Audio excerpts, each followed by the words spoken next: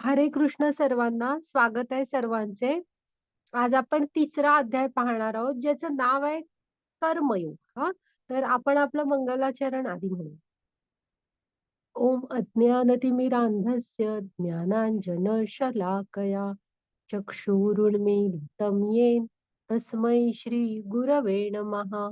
श्रीचैतन्यमनोभीष्टं स्थापितं येन भूतले स्वयं रूप कदा मह्यं ददाति स्वपदान्तिकम्।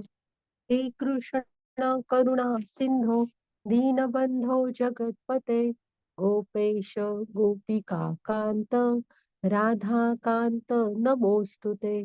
तप्त कांचन गौरांगी राधे वृंदावनेश्वरी वृषभानुसुते देवी प्रणमामि हरिप्रिये। नमो विष्णुपदाय कृष्णपृष्ठाय भूतले श्रीमते भक्ति वेदांत स्वामी इति नामिने। नमस्ते सारस्वते देवी गौरवाणी प्रचारिणे निर्विशेष शून्यवादी पाश्चात्य देश तारिणे।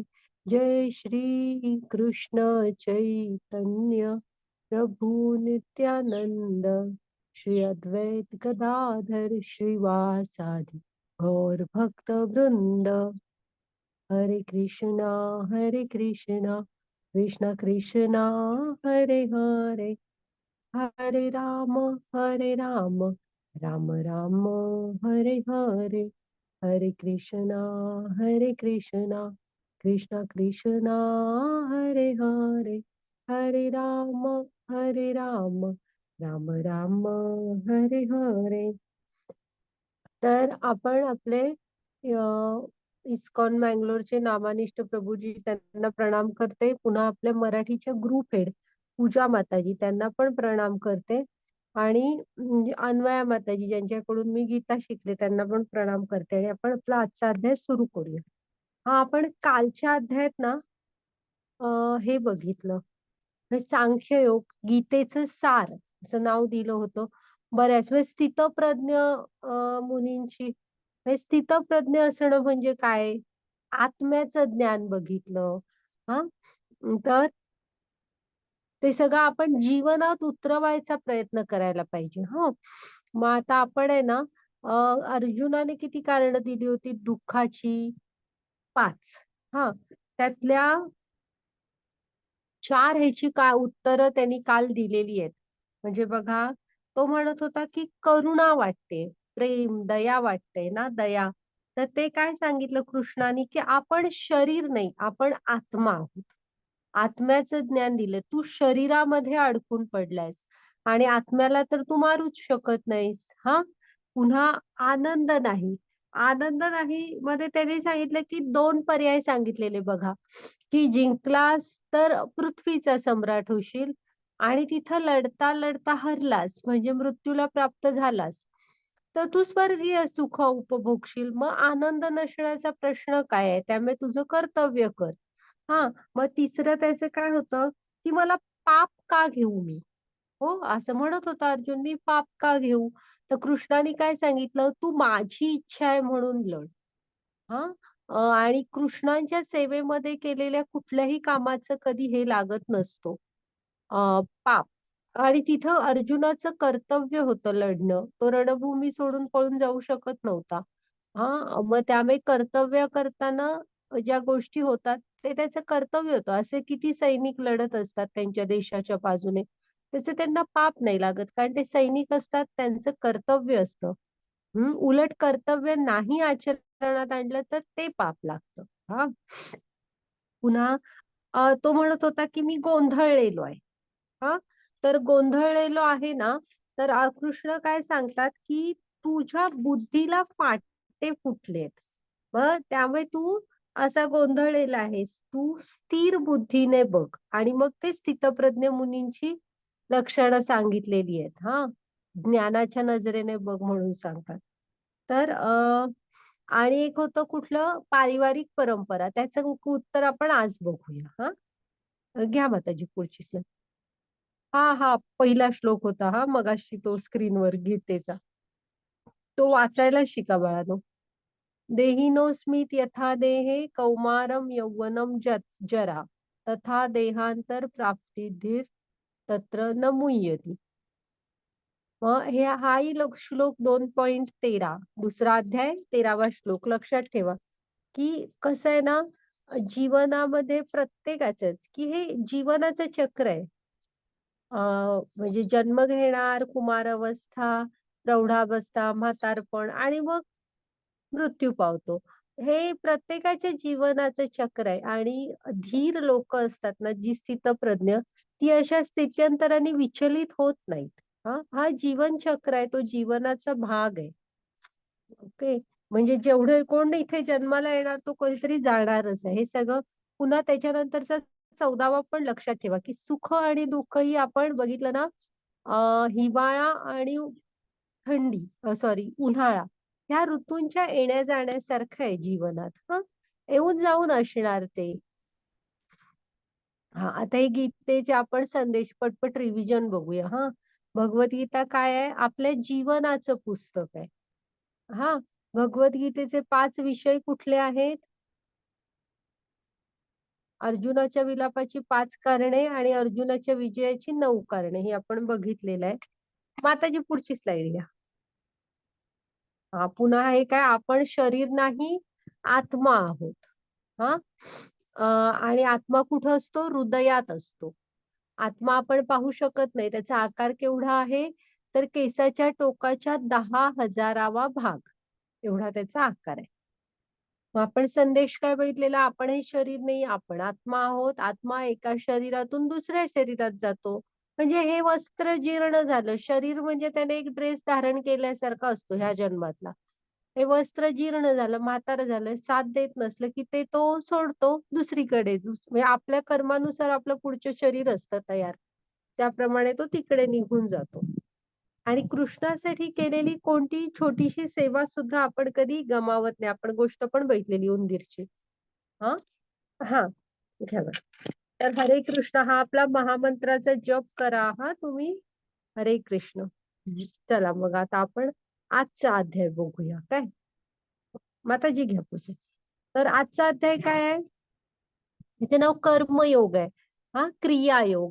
कर्म म्हणजे काय? कर्म कशी हवी तुमची? तर कर्म म्हणजे काय असतं ना मुलांनो, तुम्ही जी कोणतीही क्रिया, आपण उठणे, बसणे, चालणे, म्हणजे जे काय करतो आपण, जेवतो, जेवण बनवतो, खातो, किंवा दुसऱ्यांना देतो, अभ्यास करतो, ह्या कुठल्याही क्रिया ज्या आपण ऍक्शन करतो ना, ती सगळी आपली कर्म आहे. आणि ती जीवन जगण्यासाठी करणं गरजेचंच आहे. कुणालाच असं एका जागी बसून होत नाही. प्रत्येक जणाला हे कर्म करणं हे भागच असतं. मग 3 प्रकारचे असतात बघा: चांगले कर्म, वाईट कर्म आणि आध्यात्मिक, कृष्णासाठी केलेलं ते कर्म, ज्याला आध्यात्मिक कर्म म्हणतात. मग 3 लक्षात घ्या, 3 प्रकार असतात त्याचे, की चांगलं कर्म करणार, तुम्ही वाईट कर्म करणार, आणि कृष्णांसाठी आध्यात्मिक, कृष्णासाठी केलेलं, कृष्ण भावना भावित कर्म, आध्यात्मिक कार्य. तर आता आपण त्याचे पुढे पुढे विस्ताराने बघूया. आधी योग. आता कर्म म्हणजे काय हे तुमच्या लक्षात आलं. तर योग म्हणजे काय? तर योग ह्या शब्दाचा अर्थ आहे ना, जुळणे. जुळणे, तुम्ही जोडलं जाणं. कुणाशी? विष्णूंशी, कृष्णाशी. म्हणजे फक्त, म्हणजे तुम्ही कोणाशी, दुसऱ्या कोणाशी जुळलं जाणं किंवा जोडलं जाणं म्हणजे योग नव्हे. योग कुणाला म्हणायचा? जेव्हा तुम्ही विष्णूंना जोडले जाता ना, त्यालाच योग, म्हणजे कृष्णांशी जोडलं जाणं म्हणजे योग. लक्षात ठेवा. योग शब्दाचा अर्थ कनेक्शन विथ कृष्णा. मग तुमच्या कर्माद्वारे तुम्ही कृष्णांशी जोडलं जायला पाहिजे, तो असतो कर्मयोग. आता कसं आहे ना, हे गीतेचे जे पहिले 6 अध्याय आहेत, हे आपल्याला कर्मयोगाविषयी सांगतात. त्यानंतरचे 6 भक्ती योग शिकवतात आणि त्याच्या पुढचे 6 ज्ञानयोग शिकवतात आपल्याला. तर आपण आता सध्या कर्मयोगाचेच अध्याय शिकतोय. तर आता आलं ना तुमच्या लक्षात कर्म म्हणजे काय आणि योग म्हणजे काय? हा, इथं हे जे कृष्ण कर्म म्हणजे कृष्ण नाही, ऍक्च्युली कृष्ण भावना भावित कर्म आहे ते. हा, तर ते म्हणजे काय? तर तुम्ही जे काय करता ना ते कर्म कृष्णांना अर्पण करायचं असतं. तर एका वाक्यात सांगते, आपण पुढे पूर्ण गीतेमध्ये हे शिकणारच आहोत. आणि ते का कसं करायचं हे सगळं आपण हळूहळू बघूया. आणि बाबा नाही, माझं माताजी, मी माझं कर्म नाही अर्पण करणार, माझं आहे ते, कमी झालं माझं तर. ते बघूया आपण का नाही करायचं किंवा का करायचं. चला, पण ते श्रेष्ठ आहे कृष्ण भावना भावी. घ्या माताची पुढची स्लाईड. ही आपल्या आजच्या अध्यायाची म्हणजे थोडक्यात आपण पाहिलं होतं काल, पण हे बघितलंच आहे की भगवान समजून घेण्याच्या 3 पायऱ्या कोणत्या आहेत. हा, कृष्णांची ऐश्वर्य कोणती आणि आपण हे शरीर आहोत का? हा, काल आपण हे बघितलंय. आज थोडस परत आहे ते. मग आता जी पुढची स्लाइड घ्या. आता हे ब्रह्म, परमात्मा आणि भगवान तुम्ही लक्षात ठेवा. हा, आता गीता शिकताय म्हणून तरी कोणी विचारलं तर एवढं तरी नॉलेज असायला हवं की हे 3 बाबा ईश्वर प्राप्तीचे 3 टप्पे आहेत. प्रत्येकाला ह्याच ह्याने जावं लागतं. असा चौथा मार्ग कोण काही शोधून नाही काढू शकत. ब्रह्म, परमात्मा आणि भगवान. हा, तर ब्रह्म म्हणजे काय? हे आपल्याला जे नजरेला दिसतं, ज्याला निसर्ग म्हणतो आपण, निसर्ग हाच माझा देव वगैरे वगैरे. किंवा मी एका ब्रह्म प्रकाशाला मानतो, मी प्रकाशामध्ये स्थिर म्हणजे ध्यान करतो वगैरे. हे सगळं जो होतो ना तो ब्रह्म. हा, हे जो निसर्ग आहे, हा सगळा प्रकाश जो दिसतो आपल्याला, हे सूर्य चंद्र वगैरे, ही त्यांचीच निर्मिती आहे. आणि हे सारं ना कृष्णांच्या गोलोक वृंदावनाचा हा प्रकाश आहे. त्याच्यामध्ये हे सारं सामावलेलं आहे. हा, मग हे ब्रह्मस्तर असतो. तुम्ही पुढे जाल म्हणजे जसं भक्तीमध्ये राहाल, भगवंतांशी नात्यात जोडलं जात राहील, तसं परमात्मा स्तरावर आपण पोचतो. म्हणजे कृष्ण जेव्हा ही निर्मिती होते ना ब्रह्मांडाची वगैरे, तेव्हा परमात्मा रूपाने चराचर म्हणजे चराचर सृष्टीमध्ये सामावून जातात. आणि प्रत्येक सजीवाच्या हृदयात असतात ते. हा, चतुर्भुज नारायण रूपात प्रत्येक सजीवाच्या हृदयात असतात, आत्म्याच्या बरोबर शेजारी. त्यामुळे त्यांच्यापासून लपवून आपण काही करू नाही शकत. ते आत्म्याच्या शेजारीच असतात प्रत्येकाच्या. मग हा परमात्मा टप्पा. आपण थोडं पुढं गेलो की आपण चराचरामध्ये समोरच्या मध्ये त्याचा परमात्मा बघायला लागतो फक्त, की बाकी काही पाहत नाही. आणि त्याच्यानंतर येतं, आणि तुम्ही कृष्णाशी जोडले गेला की भगवान. हे गोलोक वृंदावनात राहतात गोविंद. हा, तर ते भगवान कृष्ण. ह्या ईश्वर प्राप्तीच्या 3 टप्पे आहेत, पायऱ्या आहेत काही म्हणा. मग आता जी पुढची स्लाइड घ्या. मग आता तुम्ही म्हणणार ना, हा, हे षड ऐश्वर्य आपण बघितलेली लक्षात ठेवा. हा, आणि तुम्ही स्वतः पण टॅली करा. ह्यात बसतं का कृष्ण सोडून आणि कोण? तुम्हाला सजेस्ट झालीत नावं आणि म्हणजे वाटत असलं की नाही दुसरं कोणतरी बसतंय बुवा, तर सांगा, आपण मी तुम्हाला सांगेन की काही बसतात का वगैरे. हा, पहा त्यात कोण बसतं का. की ही, आणि ही पराशर ऋषींनी केलेली व्याख्या आहे भगवान या शब्दाची. भग म्हणजे ऐश्वर्य, वान म्हणजे युक्त. ह्या षड ऐश्वर्यानी युक्त असे असतात ना ते भगवान असतात. आणि मी तुम्हाला सांगितलं ना, पूर्ण रूपात असायला हवं. सौंदर्य, श्रीमंत सौंदर्य मी सांगितलेलं ना, कृष्णांचं सौंदर्य ते तसंच आहे. म्हणजे किती देखणे ते कृष्ण ना महाभारताच्या सांगतात बघा युद्धात, की मी ना शस्त्र हातात घेणार नाही. एका बाजूला माझी सेना असेल, एका बाजूला मी असणार. आणि मी असणार फक्त, मी शस्त्र हातात घेणार नाही. हा, तर तेव्हा त्यांना भीष्म म्हणतात पण की कृष्णा, तुला काय शस्त्र हातात घ्यायची गरज आहे? तू एकदा नुसतं समोर म्हणजे समोरच्याने एकदा तुझ्याकडे जरी बघितलं तरी पण तो असा हे होईल, म्हणजे घायाळ होईल. एवढा तर तू म्हणजे देखणा आहेस, असं ते सौंदर्य आहे. आणि भीष्म पितामह होते. भीष्म किती श्रेष्ठ धुरंधर योद्धे होते, त्यांना तसं वाटलं. तर श्रीमंत, प्रसिद्ध, आपण हे सारं बघितलं काल. सामर्थ्य बघितलं, ज्ञान, संन्यास. म्हणजे त्यांचा कशाचाही मोह नाहीये. मी तुम्हाला सांगितलं ना रामांची, कृष्णांच्या त्या गोष्टी, की त्यांना कशाचाही मोह नाहीये.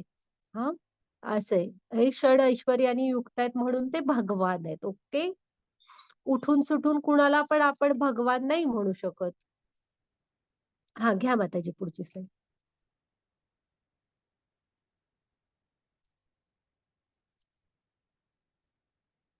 आता आहे ना, इथपर्यंत असू दे माताजी. मुलांना ना तुम्ही म्हणणार की मग आपल्याला दिसत का नाहीत देव? हा, असं जनरल वाटणारच ना. मी म्हणजे प्रत्येकाचा एक व्ह्यू असतो. आपण सायन्स अशा प्रकारे ऍक्च्युली ना, प्रभुपाद स्वामी म्हणतात की जर का तुम्ही नम्र नाही तर तुम्ही शिकलेले नाही. शिक्षणाचा पहिला टप्पा असतो नम्रता. हं. मग पण ती नसते आता. आपण उलट झालं. आपण वेगवेगळ्या डिग्रीज मिळवत जातो तसं आपण माणसांपासून स्वतःला वेगळं समजायला लागतो. दुसऱ्यांना तुच्छ समजायला लागतो ना. मग आता इथे पण जनरल तोच व्ह्यू असतो, की मला दिसत नाही मग मी देव मानणार नाही. हां, तर कसं आहे ना, ते कुंती महाराणीची शिकवण म्हणून एक पुस्तक आहे आपलं प्रभुपाद स्वामींनी लिहिलेलं, किंवा तुम्ही भागवतम मध्ये पहिल्या स्कंदात कुंती महाराणीची स्तुती आहे. ती आहे ती. तर ते तुम्ही वाचलात तर त्यांनी तिथे सगळं सगळं डिटेल, म्हणजे किती बुद्धिमान स्त्रिया होत्या बघा त्या, सांगितलेलं आहे. तर ते चराचरामध्ये आहेत. फक्त आपल्याला ती दृष्टी नाहीये बघण्याची. हां, आपण तेवढे शुद्ध नाही आहोत. कशाने शुद्ध? विचाराने. खूप मनाने आणि विचारांची शुद्धता आणणं खूप अवघड असतं. त्याची सवय करून घ्यावी लागते. हां, मग आपल्याला ते दिसत नाहीत कारण आपलं दृष्टी परिपूर्ण नाही. हे जे आपलं शरीर आहे ना, हे भौतिक शरीर आहे. पंचमहाभूतांनी बनलंय. पृथ्वी, अग्नी, जल, वायू आणि आकाश ह्या 5 तत्वांनी बनलंय. आणि तुम्ही बघा ते त्याच्यात हे होऊन जातं, मिसळून जातं. मग आपलं शरीर आहे ना, ते त्यांना बघण्याची म्हणजे आपल्या डोळ्यांची एक ठराविक रेंज पर्यंत आपण बघतो. मग आपल्याला दुर्बीण लागते. कानाने बघा, आपल्याला ठराविक हे डेसिबलचे आवाज ऐकू येतात. त्याच्या पुढचे, त्याच्या खालचे किंवा त्याच्या वरचे आपण ऐकू नाही शकत. त्यामुळे आपली इंद्रिय आहेत ना, ही मर्यादित क्षमतेची इंद्रिय आहेत. हां, त्यामुळे हे शरीर आहे ना, ह्याला मर्यादा आहेत आपल्या. आपण त्यामुळे ते जाणून घेऊ शकत नाही. मग त्यासाठी तुम्हाला गुरूंच्या आश्रयाखाली भक्तीच्या मार्गावर चालावं लागलं. आपल्या संत तुकाराम ज्ञानेश्वरांना का दिसले ते? चराचरामध्ये दिसले. एकनाथ महाराजांना दिसले. पण आपल्याला दिसत नाहीत कारण आपण तो प्रयत्न करत नाही. गुरूंच्या मार्गदर्शनाखाली तुम्ही थोडा प्रयत्न, त्या तुमच्या जाणीवा तुम्हाला जागृत कराव्या लागणार. हां, माताजी ह्याच घ्यायच्या. आता बघा, हा तुम्हाला इथे समोर काय दिसतंय सांगा? तुम्ही बाहेर खिडकीतनं वगैरे बघितला, की तुम्हाला हे साधारण समजा हा देखावा दिसतोय बाहेर. हां. हां, माताजी पुढे हे करा. तर इथे एक झाड पण आहे. आता ह्या झाडावर तुम्हाला काय दिसतंय?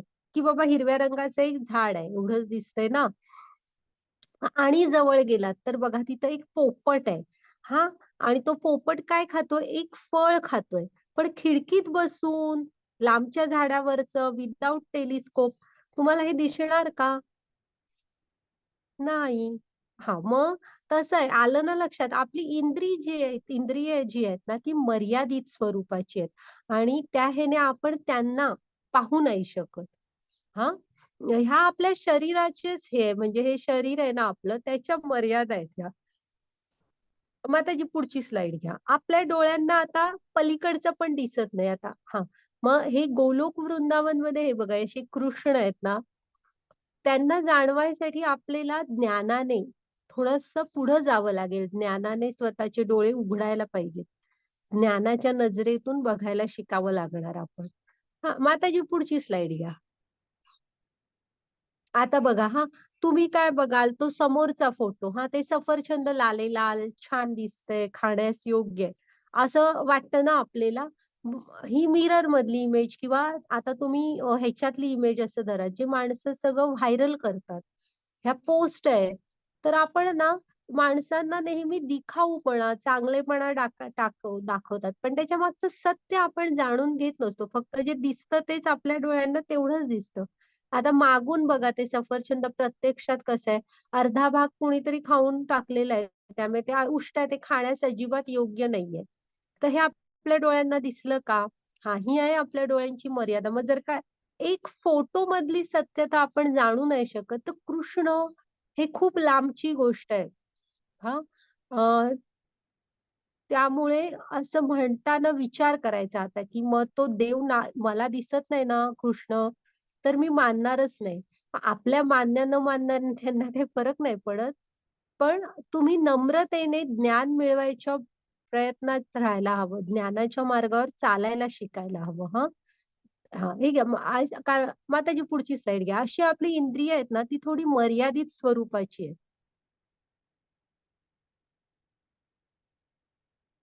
अ, आता इथे ना माताजी पुढची ह्या वाचा तुम्ही. सांगते हं.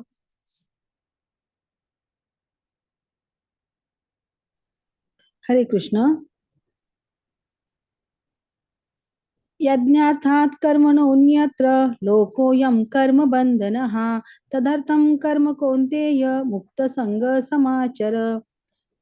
श्री विष्णूसाठी यज्ञरूप कर्म केले जावे, अन्यथा या भौतिक जगात कर्म करून बंधन निर्माण होते.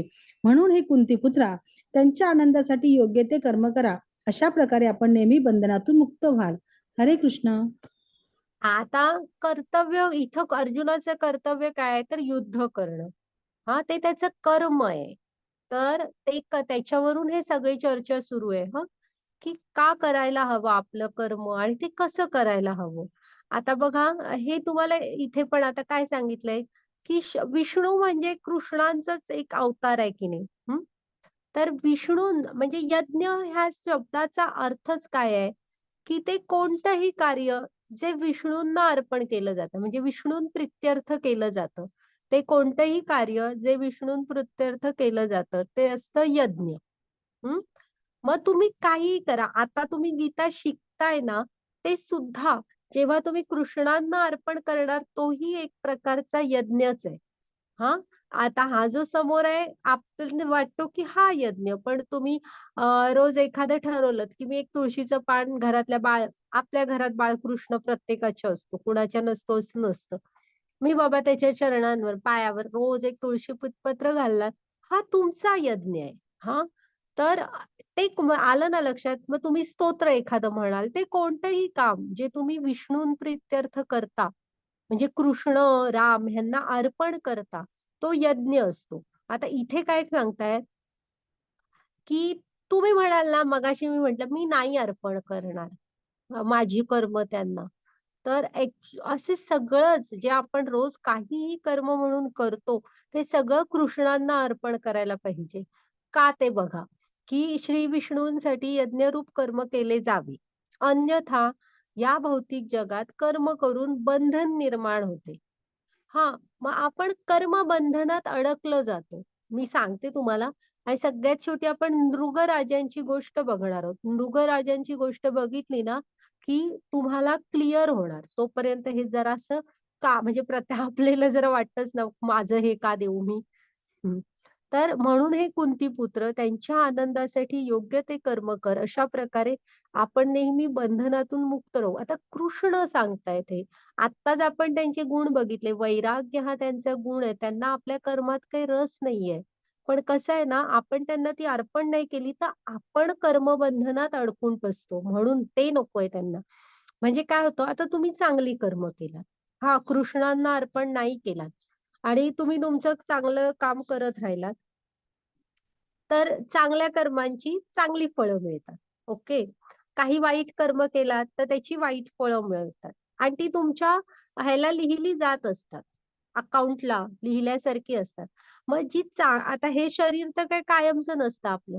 मग चांगल्या कर्मांचं चांगलं फळ घ्यायला आणि वाईट कर्मांचं वाईट फळ घ्यायला तुम्हाला पृथ्वीवर पुन्हा पुन्हा जन्म घ्यावा लागतो. म्हणजे मग हे शरीर झालं, पुढच्या शरीरात जे कराल त्याची पण चांगली वाईट कर्म परत जन्म घेऊन परत भोगायची. असं म्हणजे तुम्ही शेवटपर्यंत सुद्धा हा निसर्गाचा नियम आहे. ह्यातनं ना काही वजाबाकी होत नसते आणि तुम्ही म्हणाल, की मी चांगलं कर्म करतो हां आणि माझी वाईट कर्म आहेत ना त्यातनं ती वजा करतो. म्हणजे कमी करतो. माझी वाईट कर्म मी कमी करतो. इकडनं चांगली वाढवलीत, वाईट कमी-कमी केलीत. असं नाहीये. चांगल्या कर्मांची फळं पण तुम्हाला भोगून संपवायची आहेत आणि वाईट कर्मांचं मग तुमचं एकच असेल. ते सुद्धा इथं जीवन जगून भोगून संपवायचंय. ते असं नलिफाय करता येत नाही त्याला. किंवा मी सबस्ट्रॅक्शन करतो, वजाबाकी करतो असं होत नाही. आणि हे निसर्गाचे नियम आहेत. म्हणजे प्रकृतीचे नियम आहेत. ते तुम्हाला लागू होणार. मृगराजांच्या गोष्टीतून कळेल तुम्हाला हे सगळं. आणि ते मग होतं काय ह्याचा रिझल्ट? पुनरपि जननम, पुनरपि मरणम, पुनरपि जननी जठरे शयनम. म्हणजे पुन्हा पुन्हा पृथ्वीवरच जन्म घ्यायला लागणार. पुन्हा मृत्यू, मृत्यू झाला की परत आईच्या पोटात गर्भ राहा, परत जन्म घ्या, ते जीवन जगा, त्याची फळं भोगायला परत आईच्या पोटात जन्म. म्हणजे आपण फक्त पृथ्वीवर अडकून पडतो आणि आपल्या आत्म्याला हे आवडत नाही. आपल्या आत्म्याचं कनेक्शन कृष्णांशी आहे. तो त्यांचा चिरंतन असा अंश आहे, एक सूक्ष्म असा. त्याला त्यांच्याकडे जायचंय, त्याची ओढ आहे त्यांना. हा म्हणून ते हे व्हायला नको, म्हणून कृष्ण सांगतायत की अन्यथा या भौतिक जगात कर्म करून बंधन निर्माण होतं. म्हणून हे कुंतीपुत्र, त्यांच्या आनंदासाठी योग्य ते कर्म करा आणि बंधनातून मुक्त व्हा. मग आता पुढची स्लाइड घ्या, बघूया आपण. छान आहेत अध्याय हे. आता हे कलियुगातला मग यज्ञ कुठला आहे असं तुम्ही म्हणाल ना, तर त्रेतायुगात काय होता? विष्णूंची ध्यान धारणा. सॉरी, सत्ययुगात विष्णूंची ध्यान धारणा. त्रेतायुगात म्हणजे वेगवेगळे यज्ञ, मोठे मोठे असे. द्वापार युगात विस्तृत अशा मंदिर पूजा. आणि कलियुगात हरिनाम जप. लक्षात ठेवायचं, कलियुगाचा धर्म कुठला आहे? हरिनाम जप. कारण कसं आहे माहित आहे, सत्ययुगात विष्णूंची ध्यान धारणा करायला ती शांतता, ती मनाची एकाग्रता होती. आणि माणसाचं आयुष्य कलियुगात 100 वर्ष, द्वापार युगात 1000, तिकडे त्रेतायुगात 10,000 आणि इकडे सत्ययुगात 1,00,000 असं होतं. आता आपलं आयुष्य फक्त 100 वर्षाचं आहे. त्यात आपण एवढ्या मोठ्या तपश्चर्या करू नाही शकत. ना आपलं मन एकाग्र आहे, ना तेवढं आयुष्य, तेवढी बुद्धी पण नाही, आणि तशा स्वरूपाचं शुद्ध शरीर पण नाही. त्रेतायुगात हे जे हे होते ना, म्हणजे यज्ञ, त्या यज्ञांना खूप प्रचंड धनसंपत्ती लागते. पुन्हा अतिशय शुद्ध उच्चार करणारे वैदिक ब्राह्मण वगैरे लागतात. ते काहीही आपण कलियुगात करू शकत नाही, कारण आपल्याला ते सगळं मिळणार नाही. आणि एक सुद्धा चूक नाही होणार असं ते व्यवस्थित लागतं. त्यामुळे कलियुगाचा धर्मच नाहीये तुम्ही कुठल्याही प्रकारचा असा वेगळा मोठा यज्ञ करणं. द्वापार युगातल्या विस्तृत मंदिर पूजा. पुन्हा मी सांगितलं ना, पैसे कमावणे, शिकणे, इतक्या झंझटात सध्या आपण अडकलेलो आहोत की त्या विस्तृत अशा मंदिर पूजा आपल्याला शक्य नाहीत. मग कलियुगाचा धर्म काय? हरिनाम जप. का माहित आहे? आपलं आयुष्य छोटस आहे. भागवतम मध्ये सगळं सांगितलेलं आहे. बुद्धी पण अल्पबुद्धीचेच आहोत आपण. पुन्हा शरीर आपलं तेवढं हे नाहीये. म्हणजे ह्या सगळ्या युगांमध्ये होतं तसं आरोग्यपूर्ण शरीर पण नाही आपलं. मन अस्थिर. अशा सगळ्या ह्याच्यात आपलं सोप्यात सोपं हरिनाम जप सांगितलेलं आहे, ज्यासाठी तुम्हाला कुठं जायला नको, काही नको. मग कलियुगाचा धर्म काय? हरिनाम जप. आपली मराठीची सगळी भक्तिगीतं ऐका. अमृताहुनी गोड नाम तुझे देवा. सांगितलेलं आहे की नाही त्यांनी? अमृतापेक्षा पण गोड नाम आहे तुझं, घ्यायला हवं आपण ते नाम. तुझे रूप चित्ती राहो मुखी तुझे नाम, देह प्रपंचाचा दास. असं. मग आता जी पुढची स्लाइड घ्या. मग असा आपला म्हणजे हरे कृष्ण कृष्ण कृष्ण हरे हरे, हरे राम राम राम हरे हरे, हा आपण महामंत्र म्हणतो. मग आता जी पुढची स्लाइड घ्या. तर त्याच्या आधी हा पंचतत्व महामंत्र म्हणून सुरुवात करायची असते, जपमाळ ओढायला. का माहित आहे? तर हे आपले आचार्य आहेत आणि ह्यांना प्रणाम करायचा असतो. का? तर आपण जप करताना काही इकडे तिकडे आपलं मन जातं, चुका होतात, ते क्षमा करतात. म्हणून आचार्यांना प्रणाम करायचा. जय श्री कृष्ण चैतन्य प्रभू नित्यानंद श्री अद्वैत गदाधर श्रीवासादी गौर भक्त वृंद, असं म्हणून सुरू करायचा. पुढची माताजी घ्या स्लाइड. पुढची घ्या. ठीक आहे. हा जप असा करायचा असतो. म्हणजे आपलं ना, जपमाळेला अंगठ्या शेजारचं बोट, जे तर्जनी म्हणतो ना आपण, ते कधी लावायचं नाही, ते टच करायचं नाही जपमाळेला. मधल्या बोटावरून आपल्याला अशी, हे बोट असं धरायचं आणि हे जे मधलं बोट असतं त्याच्यावरनं अशी ओढायची असते जपमाळ. आपण हे जे तर्जनी असते ते खूप जणांना म्हणजे आरोप वगैरे करायला वापरतो. तू तू तू असं दुसऱ्याला दोषी ठरवायला वगैरे, म्हणजे ते बोट लावत नाही. मधल्या बोटावरून जप करायचा. ते बघू आपण कधीतरी नंतर. हां. आणि हे चैतन्य महाप्रभू तुम्ही आहेत ना, ह्यांनी 500 वर्षापूर्वी हे ह्याच्यात आले होते. म्हणजे आत्ताचं पश्चिम बंगाल राज्य आहे ना, तिथे कृष्णांचाच हा कलियुगातला अवतार आहे. हां, त्यांनी घेतला होता. तेव्हा धर्माला खूप म्हणजे खूप वाईट अवस्था आली होती. परकीयांचं राज्य होतं आणि धर्म अतिशय असा अडखळत अक्षरशः झाला होता. म्हणजे काहीच कोण त्याला वाली उरला नाही का, आणि म्हणजे अ, लोकांवर इतका अन्याय आहे की तुम्ही हे धर्म पालन करू नका, नाहीतर मारणार, हे करणार असा. मग तेव्हा चैतन्य महाप्रभूंनी, कृष्णांचा अवतार आहे हा, पश्चिम बंगाल प्रांतात घेतला आणि पूर्ण भारतात ना हरिनाम आंदोलन उभं केलं त्यांनी. ते हरिबोल म्हणायचे. तर हा महामंत्र दिला आणि महामंत्राचं आंदोलन उभं केलं. तो काळ, त्यांचे तुम्ही चरित्र वगैरे वाचाल ना, अतिशय कठीण काळ होता. त्यातनं त्यांनी आपल्यापर्यंत, हे आचार्यांनी इतके इतके कष्ट घेतले आणि आपल्यापर्यंत सगळं पोहोचवलंय. त्याबद्दल आपण त्यांचे सतत ऋणी राहायला हवे. माताजी पुढची स्लाइड घ्या. मग आपण जप कसा आहे, तुम्ही भावंड मिळून करा. हा, किंवा पुढची स्लाइड घ्या माताजी. असं एकटे असाल तर माळेवर करा. जनरली आपण घरात बघा, आपली घरातली करतच असतात. असं तुम्ही मंदिरात गेलात ना, इस्कॉनच्या जा, किंवा आपल्या असतातच ना विठ्ठलची मंदिरं असतात की नाही, तर तिकडे कुठे अशी मिळून असतात ना हरिनाम सप्ताह वगैरे, त्यात तुमच्या प्रमाणे जे काय तुम्हाला जमेल ते करा. आणि त्याचा आनंद खूप वेगळा असतो. तो जाऊन घेऊन बघायला पाहिजे. त्यांच्या चेहऱ्यावरचे आनंद बघा. मग त्याची पुढची स्लाइड घ्या. असं घरात सहपरिवार असा पण करा सुट्टीच्या दिवशी. घ्या माताजी पुढची. तर इथे ना हे चैतन्य चरितामृत ह्या ग्रंथात ना, चैतन्य महाप्रभूंनी हे सांगितलंय की हरेर नाम हरेर नाम हरेर नाम केवलम, कलौ नास्ते एव नास्ते एव नास्ते, अन्य गाती एव गातीर अन्यथा. की भांडण आणि ढोंगीपणाच्या या युगात ना, तारणाचे एकमेव साधन म्हणजे परमेश्वराच्या पवित्र नामाचा जप करणे.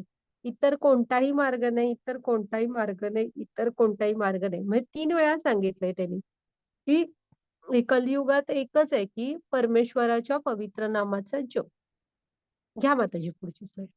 आता आपण परत इकडे येऊया. तर आता आलं ना इथं, म्हणजे इथनं आपण तिकडे का गेलो होतो, तर त्यांनी काय सांगितलं, यज्ञ म्हणजे तुमची कर्म ह्यांना अर्पण करा. कोणाला? कृष्णाला. मग यज्ञ कुठला आहे बाबा कलियुगातला? तर कलियुगातला यज्ञ हरिनाम जप आहे. आता ही एक अन्न साखळी आहे. माताजी वाचा.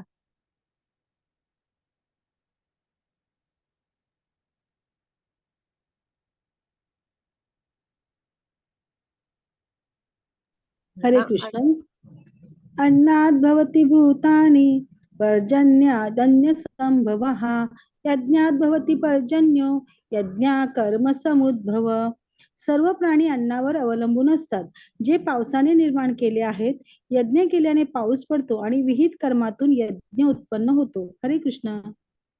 आता ना आपलं जीवन तर अन्न साखळीच आपण शिकतो, की आपलं जीवनच हे शेतीतनं जे पिकवतो आपण धान्य, त्याच्यावरच अवलंबून आहे. ती अन्न साखळी आहे, हो की नाही?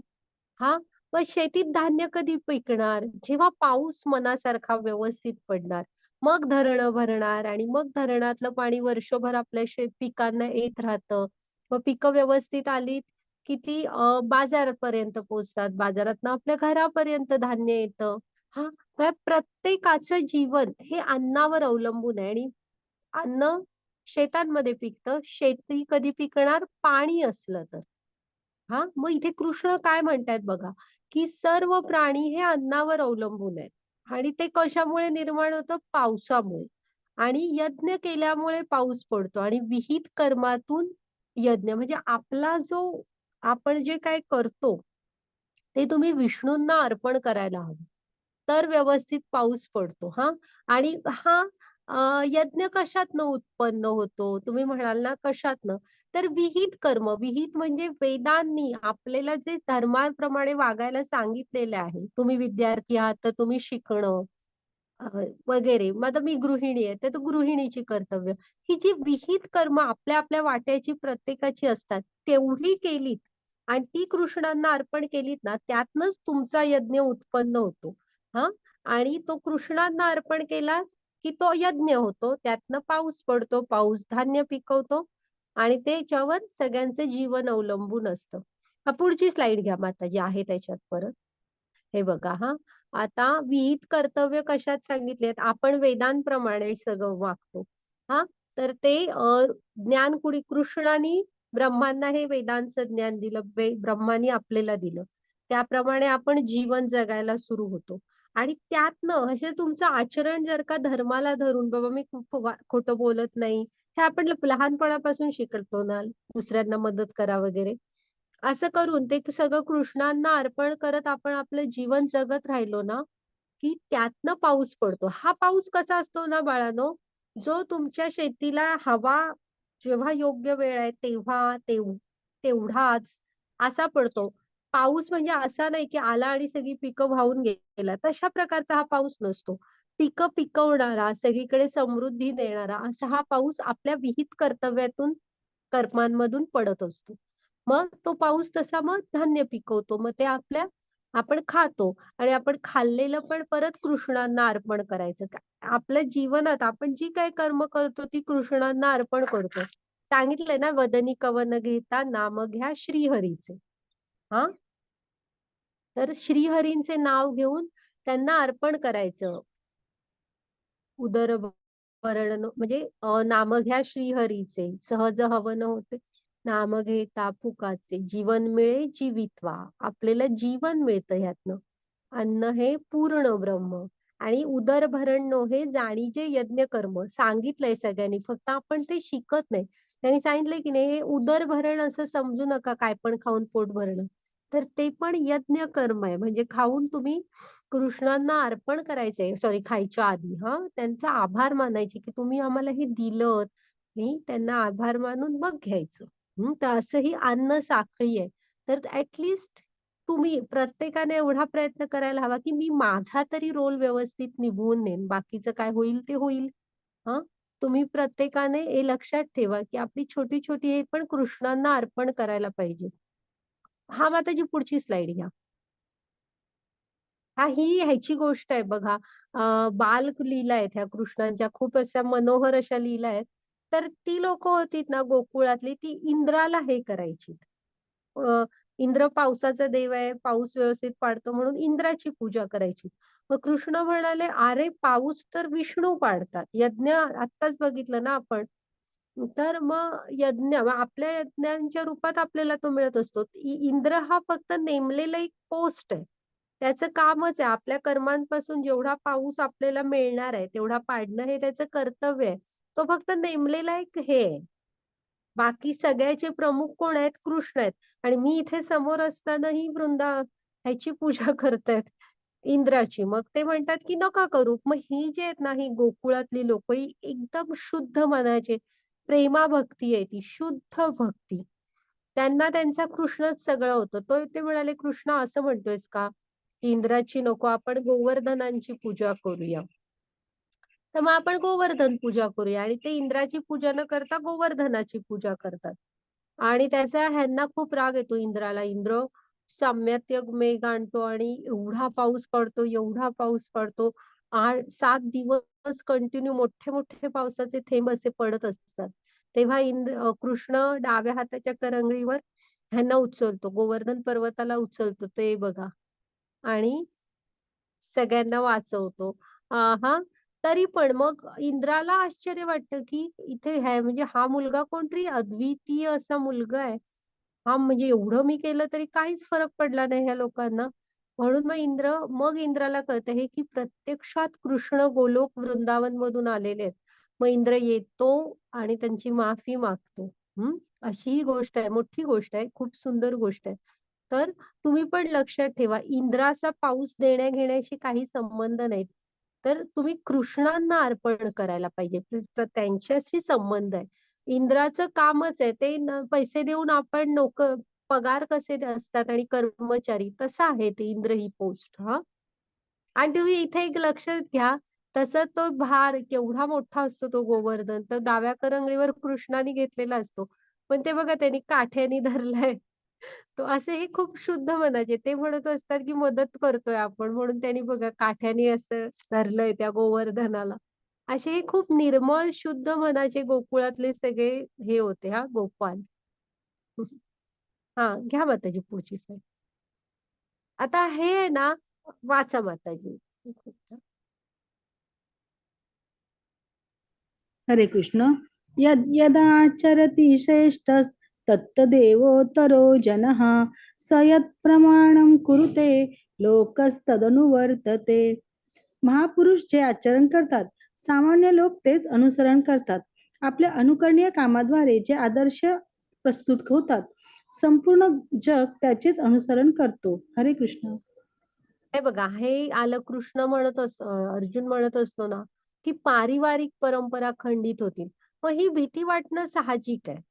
आणि त्याचं ते हे पण योग्यच असतं, की मग घरातल्या स्त्रिया, छोटी छोटी मुलं ह्यांना कोण आपल्या कर्तव्य म्हणजे आपले सगळं लक्ष शिकवणार वगैरे. तर ना हे उत्तर आहे त्याचे, की कृष्ण काय सांगतायत, म्हणजे तू कर्तव्य कर तुझं. तू ही काळजी करू नको. महापुरुष जे आचरण करतात ना, सामान्य लोक त्याचं अनुसरण करतात. म्हणजे तेच करायला बघतात किंवा जो पुढचा म्हणजे महापुरुष नेता करतोय तसंच बाकीची करतात. आपल्या अनुकरणीय कामांद्वारे जे आदर्श प्रस्तुत होतात, संपूर्ण जग त्याचे अनुसरण करते. आता ते वरचं उदाहरण सांगते. हा माणूस काय म्हणतोय, प्लीज डोंट स्मोक. आता स्वतः सिगरेट ओढतोय आणि माणसांना सांगतोय, की सिगरेट ओढू नका. हं. मग समोरची हा लीडर आहे. मग समोरची जनता काय म्हणते बघा, we will do what you do, not what you say. की आम्ही तू काय सांगतोयस ना, ते नाही करणार. तू जे करतोयस ते आम्ही करणार. मग तू जर का सिगरेट ओढतोयस ना, आम्ही पण ओढणार. हे कसं असतं, नेता, लीडर जे करतो ना, ते करायचं दुसरी लोक प्रयत्न करतात. त्यामुळे अर्जुनाला कृष्ण काय सांगतायत, की तू जर का युद्ध न करता रणभूमी सोडून गेलास, तर तुझी प्रजा पण आहे ना, तेच करायला शिकणार. आणि तेच जर का अगदी युद्ध करता करता तू मृत्युमुखी पडलास, तरी सुद्धा तुझी प्रजा ही तुझा हे घेईल आदर्श, की तो लढला. म्हणजे पुढे जिंकणं हारणं कृष्णावर सोडून द्यायचं. पण तो लढला. असं तुझा तो आदर्श घेईल. त्यामुळे तू ती काळजी करू नको, की पारिवारिक परंपरा खंडित होतील. पुढची स्लाइड घ्या म्हणजे तुम्हाला कळेल. हे बघा ही मुलगी आहे. ही मुलगी आई जे काय करणार ते आपोआप ते सगळं ती करायला शिकते. तसंच बोलणं, उठणं, बसणं, तसेच सगळं सगळं. आता हे बदक आहे बघा. आई बदक पुढे चाललंय. पिल्लं बघा रांगेत आणि बदकाची पिल्लं अशीच मागे रांगेतच निघालेली असतात. ते जिकडे वळतं तिकडे वळतात. इकडे वळलं इकडे वळतात. अशी म्हणजे ती अनुकरण करत असतात. तसं कृष्ण सांगतात, की अर्जुना तू काळजी करू नको. तू फक्त तुझं वागणं योग्य ठेव. समाज आपोआप त्यातनं आदर्श घ्यायला शिकेल. तर हे त्याच्या शेवटच्या विलाप होता दुःखाच्या कारणातलं हे उत्तर आहे. घ्या माताजी पुढची स्लाइड, की आपण आपलं जीवन आदर्श जगावं. वाचा माताजी.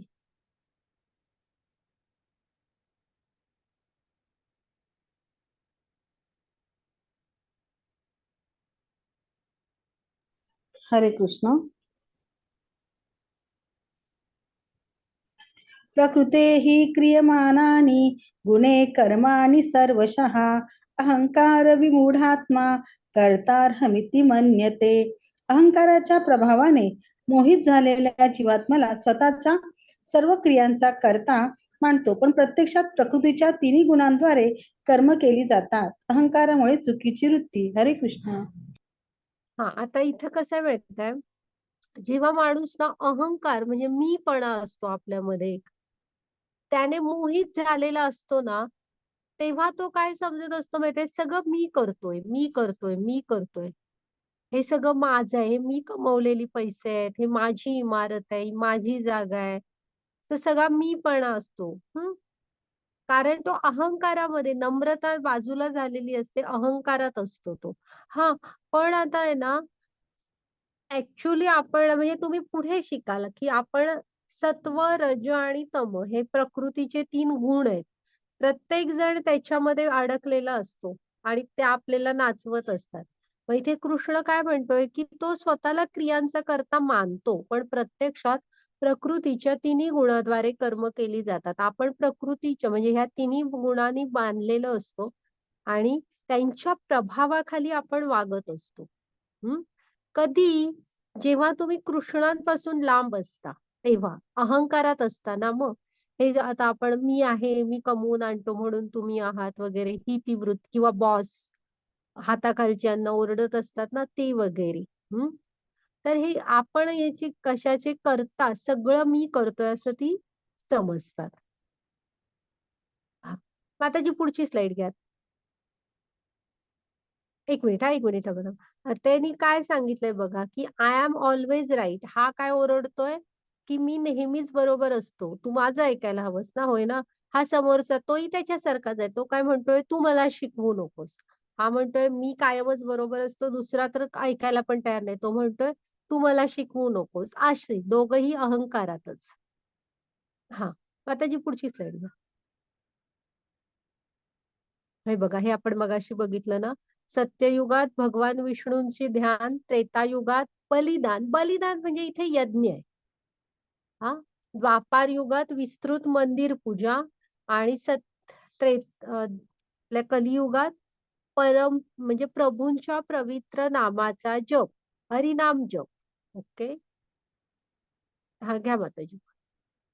तर हे 4 युगाचे 4 धर्म आपण बघितले. 1 मिनिट, 1 मिनिट. ते आधीची स्लाईड घ्या. आणि ह्याच्या आधीची. नाही, ह्याच्या नंतरची. मध्ये एक आलेली, की कृष्ण अर्जुनाला पुढची, ह्याच्या पुढची. 4 दुःख आहेत. अरे, मध्ये आली होती आता. हां, की बरं हां, की कसं आहे ना बाळांनो, कृष्ण अर्जुनाला सांगतात, की ही जी तुझी दुःख आहेत ना 5 अर्जुना, ही तू अज्ञानामुळे त्यात म्हणजे त्यांना दुःख समजतोयस. ही दुःख तू निर्माण केली आहेस. खरी दुःख 4च आहेत. मनुष्य जन्माची खरी दुःख 4 आहेत. तुम्ही पण लक्षात ठेवा. जन्म, मृत्यू, वृद्धापकाळ म्हणजे जन्म, मृत्यू, जरा आणि व्याधी. जरा म्हणजे वृद्धापकाळ, व्याधी म्हणजे रोग. काय आहे? जन्म घेताना तुम्ही 9 महिने मातेच्या गर्भात असे वेटोळे, गोल असे वेटोळे असतात. ती कमी जागा असते आणि आपण कॉम्पॅक्ट जागेत असे असतो. हां. तर म्हणजे आपण तेव्हा त्या बाळाचा कायम कृष्णाशी कॉन्टॅक्ट असतो. लवकर इथून बाहेर काढ म्हणून. हालचाल वगैरे एकदम करता येत नसते ते. आणि बाहेर येतानाच ते सगळं. ओके. मग त्यामुळे जन्म घेतानाच ते मृत्यू. मृत्यू म्हणजे बघा शरीर म्हातारं होतं किंवा कसंही. एक दिवस हे सगळं सोडून पुढच्या ह्याच्यात जावं लागतं. हे दुसरं दुःख. हां. मग तिसरं काय वृद्धापकाळ. आपण परावलंबी होतो, कामं स्वतःची करता येत नाहीत वगैरे. वृद्धापकाळ हे तिसरं दुःख आहे. आणि रोग. रोग काय कुणालाच नको असतात, तरी पण ते येऊन जाऊन असतात. तर तो चौथं दुःख आहे. म्हणजे कृष्णाने काय सांगितलंय, खरी मनुष्य जन्माची दुःख ही 4 आहेत. जन्म, मृत्यू, जरा, व्याधी. बाकी तू जी आहेत ती तू अज्ञानामुळे त्यात बुडतोयस. हां. घ्या माताजी पुढची स्लाईड. तर हां, हे आपण बघितलं. घ्या माताजी पुढची स्लाईड. हां, हे ना पटापट सांगते हां तुम्हाला गोष्ट. हा जो हे असतो ना, अ, हा इथे तुम्हाला दिसतोय बघा, की ही नृग राजाची गोष्ट आहे. हे सूर्यवंशातले राजे आहेत हां, राजा नृग. भागवतममध्ये 10व्या स्कंदात ना ह्यांची गोष्ट आहे. मग काय होतं, द्वारकेमध्ये ना कृष्णांच्या कुटुंबातली मुलं एकदा खेळत असतात हां. आणि खेळता-खेळता त्यांचा हे बॉल असतो ना, तो ह्याच्यात पडतो एका विहिरीत. ती मुलं खाली म्हणजे काढायसाठी आत वाकतात. वाकून बघतात तर एक मोठा आकाराने खूप मोठा असा सरडा असतो. म्हणजे रिकामी पाणी नसतं त्या विहिरीत. पण तिथे एक सरडा असतो. तर ती मुलं म्हणतात, की "हा कोण वेगळाच दिसणार आहे, एवढा मोठा सरडा, काय वेगळाच प्राणी आहे हा." म्हणून ती मुलं राजमहालात जातात आणि कृष्णांना सांगतात, की "असं-असं आम्हाला खेळताना एक वेगळाच सरडा दिसलाय, तुम्ही चला." मग कृष्ण काय त्रिकालदर्शी आहेत. मग कृष्ण त्यांना ती सगळी गोष्ट माहीत असते, पण कृष्ण तिथे येतात. आणि ते बघा, ते खाली वाकतात त्याला बघायला आणि कृष्णांच्या हाताचा ना त्या विहिरीतल्या त्या सरड्याला स्पर्श करतात. त्याला स्पर्श झाल्या ना, तो असं म्हणजे त्याचं शरीर आहे, तो बाहेर येतो म्हणजे आणि असं एक दिव्य शरीर असणारा एक तेजस्वी हे बनतो तो पुरुष. हां. मग कृष्ण म्हणतो आणि तोच कृष्णांना प्रणाम करतो आणि सगळं म्हणतो, "कृष्णा तुम्हाला अर्पण केलं." मग म्हणजे कृष्णांना मी म्हटलं ना, सगळं माहीत असतं, पण तो सांगायला सुरू करतो, की असा-असा मी त्याचा नृग राजा होतो मी. नृग नावाचा राजा होतो आणि त्यांना ना पुण्यकर्म आता आली चांगली फळं. हां, पुण्यकर्मांची कसली फळं मिळणार तुम्हाला? चांगली फळं. मला पुण्यकर्म करायची खूप आवड होती. आणि खूप दानधर्म करत असतात. म्हणजे तेव्हा आता एवढे पूर्वीचे राजे ते अ, असे सोन्या-नाण्याने मढलेल्या वगैरे अशा गायी सतत दानधर्म आणि प्रजा मुलांप्रमाणे सुखी होती वगैरे असं. सगळे राजा म्हणून खूप आदर्श राजा असतात ते. प्रजा अगदी सुखात असते. कोणाला काही दुःख नसतं. मग त्यांना दानधर्माची आवड असते. पुण्य म्हणजे पुण्य जास्त मिळू दे असं. मग एक दिवस काय होतं, एक गट असा गायींचा एका ब्राह्मणाला दान करतात. तर तो घेऊन पुढे जातो. हं. मग काय होतं त्या गटातली एक गाय मागे वळते आणि त्याच्या पाठीमागची जी दान द्यायचा ग्रुप असतो ना गायींचा त्याच्यात मिसळते. हां, मग रांगेत जो पुढचा ब्राह्मण असतो की नाही, तो पुढे येतो. मग राजा काय पुढचा गट पुढच्या त्या आलेल्या ब्राह्मणाला देतो. तोपर्यंत हा ब्राह्मण पहिला मागे येतो आणि म्हणतो, की "माझी एक गाय ह्या गटात मिसळली ती मला परत द्या." राजा म्हणतो, "ठीक आहे, घे तुझी गाय कुठली आहे ती." तर हा दुसरा ब्राह्मण भांडायला लागतो, "असा कसा तू राजा? एकदा दान दिलंयस ना ते, ते माझं झालं. आता माझ्यातलं मी त्यातला देणार नाही." महाराजा म्हणतो, "असं म्हणता तुम्ही?" मग ह्या पहिल्या ह्याला म्हणतो, की "त्या एका गायीच्या बदल्यात मी तुम्हाला भरपूर दुसऱ्या गायी देतो." तर हा म्हणतो, "असा कसा तू राजा दान दिलेलं परत घेतलंस आणि दुसऱ्याला दिलंस?"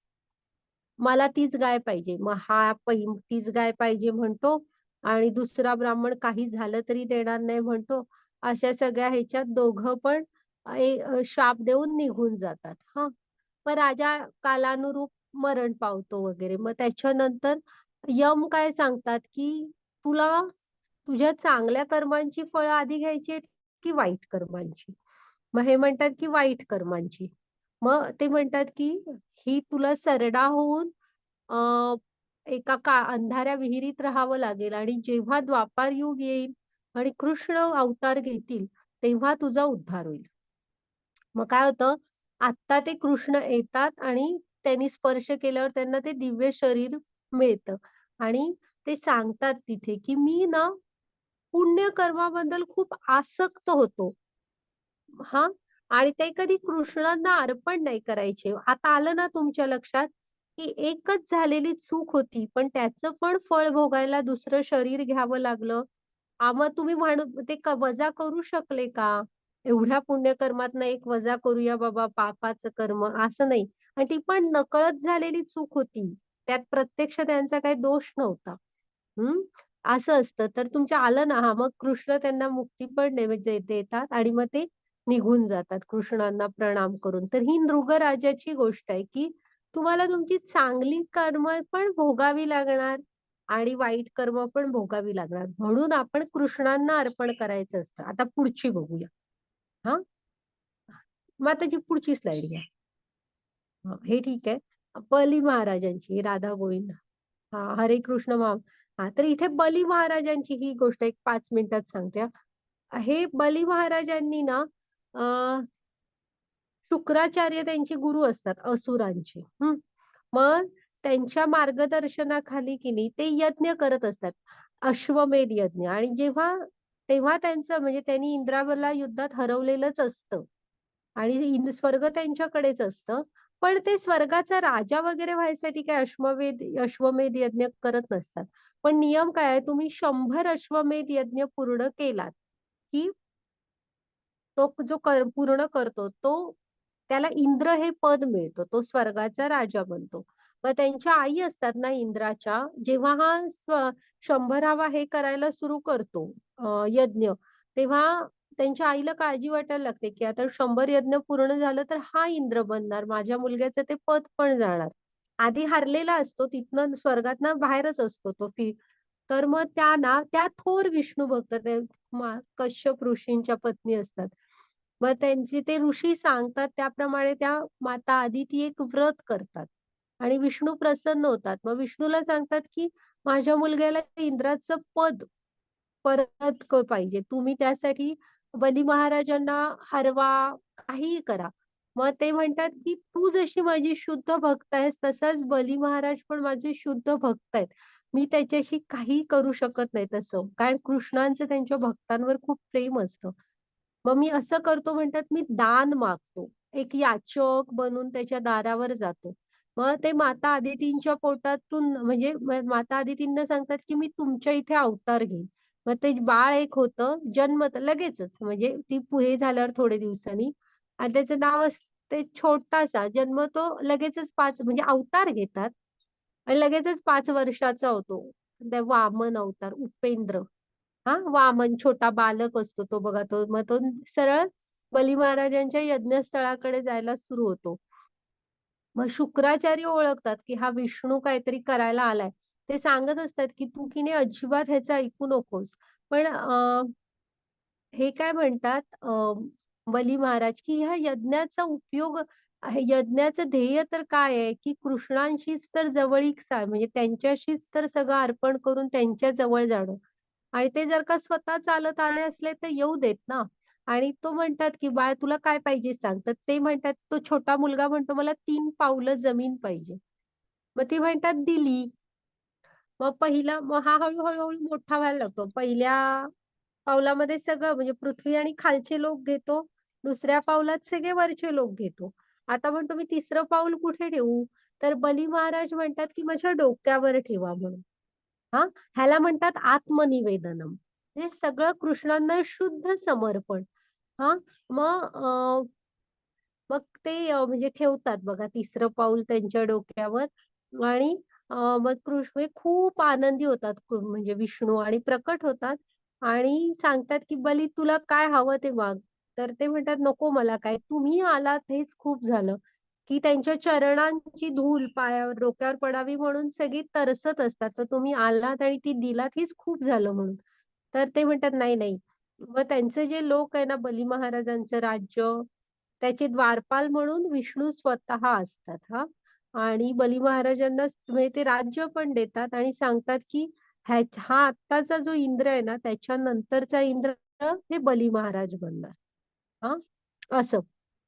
मग हे असतं बघा, ही कर्मबंधनातनं मुक्ती मिळाली की नाही सांगा? सगळे कृष्णांना अर्पण केलं, तर कर्मबंधनाच्या मध्ये अडकले नाहीत. ह्याला असं आता आलं ना तुमच्या लक्षात, की का अर्पण करायची असतात? आपली कर्म ही कृष्णांना अर्पण करायची, म्हणजे त्याच्या बंधनात आपण अडकत नाही. आलं ना लक्षात? हां, घ्या मग झाला आपला आता अध्याय.